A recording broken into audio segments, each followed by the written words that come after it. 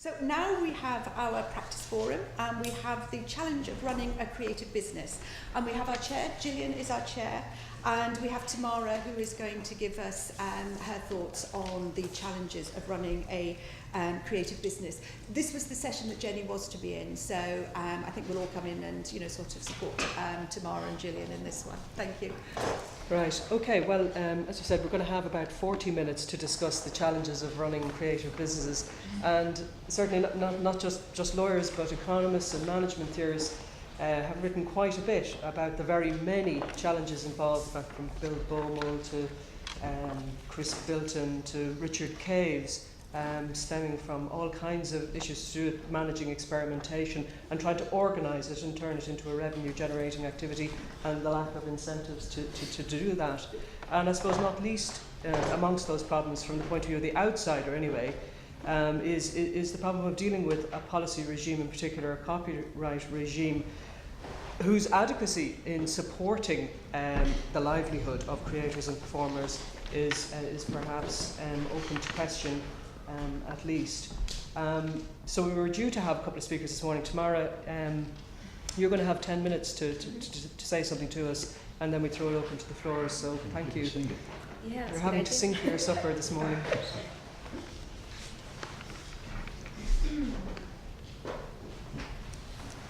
So as you know, I'm a singer-songwriter in Six Day Riot, but I also run my own record label, Tantrum Records, which I've been running for the last 8 years.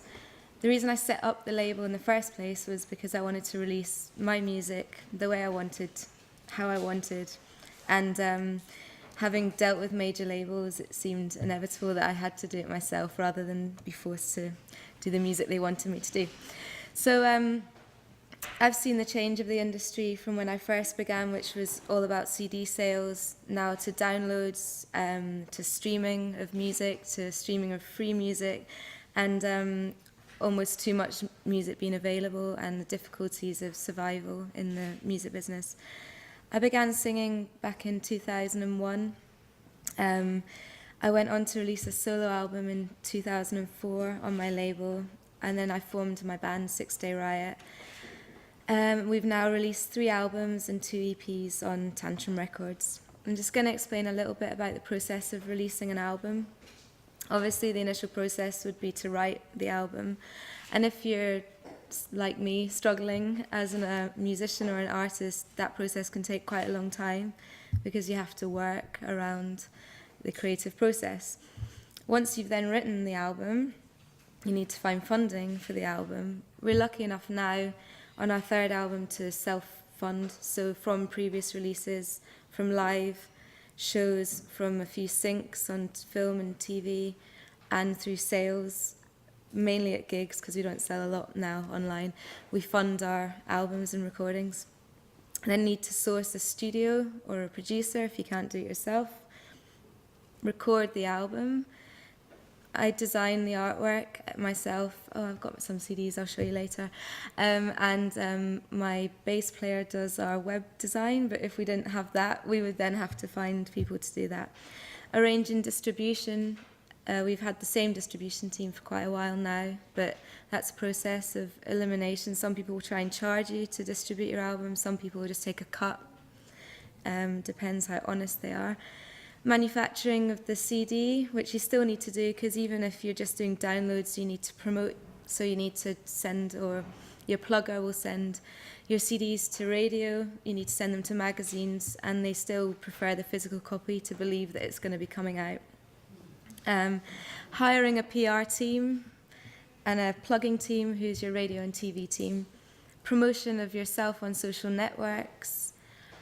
Interviews on radio sessions if you're lucky, live gigs, tours, festivals, and then releasing your singles and further promotion of further singles.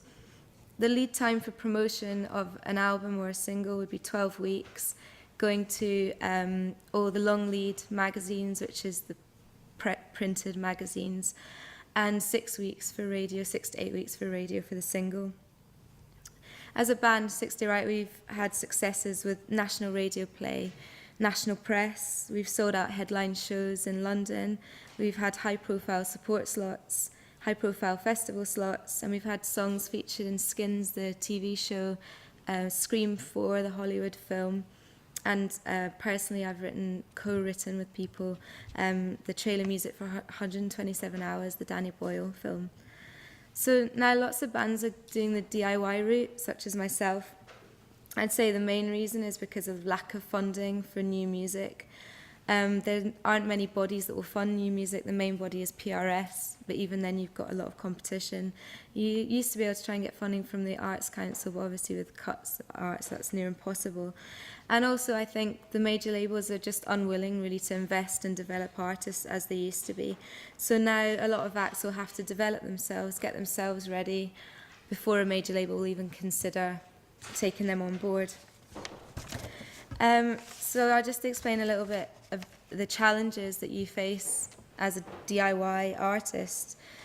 The biggest competition or the biggest struggle we always have is trying to compete with major or large indie labels.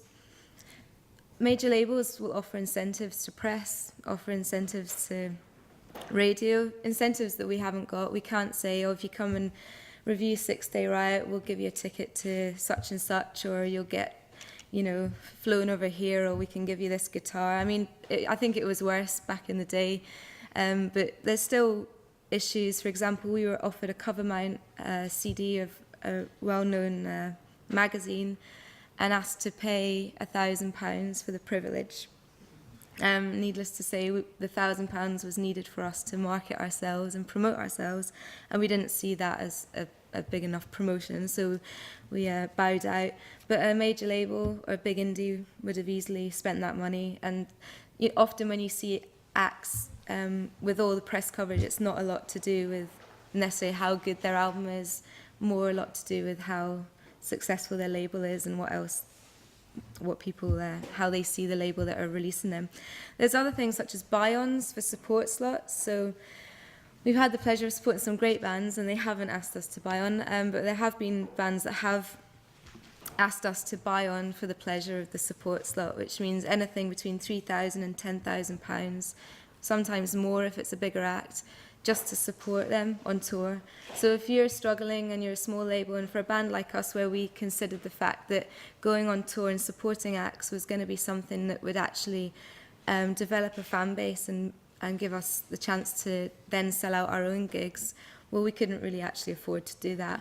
And there's certain bands that have paid us handsomely to come and support them. They've really looked after us. I like to say Belle and Sebastian are one of them, but there's other acts that have really, they won't give us a lot of money, and we self-fund ourselves on the tour by hoping we'll sell enough merchandise on the night to cover touring costs, to cover accommodation, travel, and promotion. And then the other things you struggle with are advertising campaigns, budgets, because when you're releasing it yourself, you can't really afford to advertise really in magazines, online, even flyering posters. And labels often hire people as well to go on forums to big up or promote acts that they're working with on other bands' forums to get them into the social network. This is something, obviously, if you have lots of time you could do yourself, but if you're struggling with a job, running your label, trying to write songs, it's quite difficult to then find the time to do what someone else is being paid to do every day. And just the general funding of releasing and touring your own music can be a struggle every day. And there's also discrepancy, because we have our music on Spotify, which we get, I think, 0.002 pence per play. So it amounts to something like, as an individual, needing 1 million plays a month to just get a standard monthly salary. So in this situation, the major labels actually own part of Spotify, and their acts will see a much higher revenue. And when I actually dealt with Spotify myself, my response was, well, if you were with a major label, you'd get more unlucky, kind of thing. So we try and survive mainly through social media. It's a really good way to connect with our fans. And also, if you have higher profile acts that like you and are on, for example, Twitter, and you've written something, they might retweet, and then you have access to their 200,000 fans as well.